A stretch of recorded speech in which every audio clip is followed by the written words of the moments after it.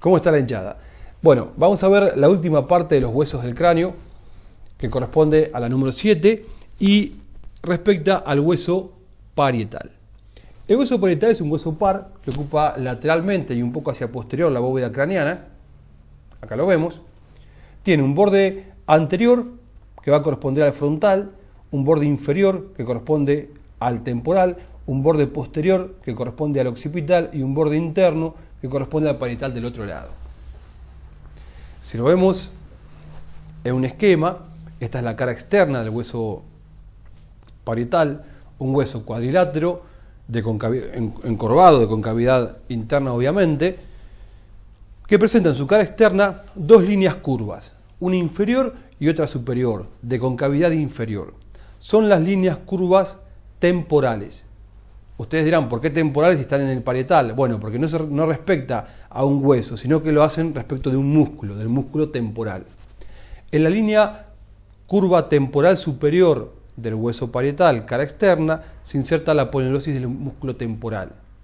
En la línea curva temporal inferior de la cara externa del hueso parietal se inserta el músculo temporal, que de ahí va a ir a el hueso maxilar inferior o mandibular, al cuello a la apófisis coronoides. El temporal se inserta en la apófisis coronoides. Y en el ángulo superior y posterior superior, tenemos el agujero nutricio o el agujero parietal, no nutricio, el agujero parietal por donde pasan algunas venillas emisarias. Bien, fíjense, tenemos entonces un borde superior que corresponde a la sutura sagital y va a estar en contacto con el otro parietal. Un borde anterior que corresponde a la sutura coronal y lo va a separar o lo va a unir en realidad al hueso frontal.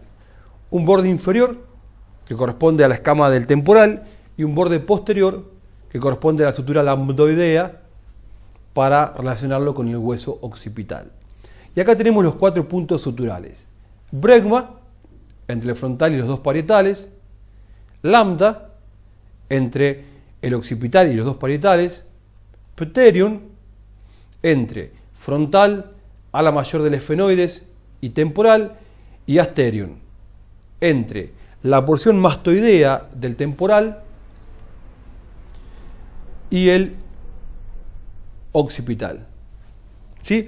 Me quedé un poquito colgado porque en el video de temporal o en el de generalidades de cráneo, no me acuerdo, yo había dicho que el asterion estaba formada por el parietal, el occipital y la porción de la escama del temporal. Y alguien de la gente que vio el video me escribió corrigiéndome, diciéndome que no, que en realidad es la porción mastoidea, y sí, es la porción mastoidea. Bueno, una pifiada.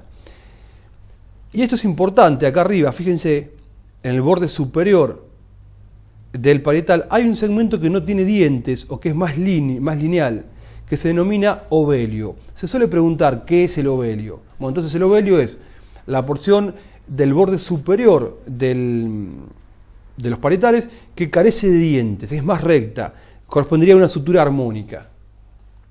Acuérdense que las suturas armónicas serían las que articulaban superficies planas. Esto es un parietal visto de adentro. Esto es anterior, inferior, posterior y superior. Y esto es importante ver las arborizaciones de la arteria meningia media, que nacen del ángulo anterior e inferior.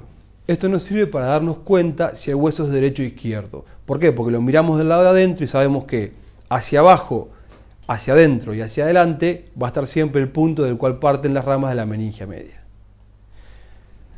Mucha suerte, ha sido un placer y bueno, nos reencontraremos en otro video. Chao, hasta luego.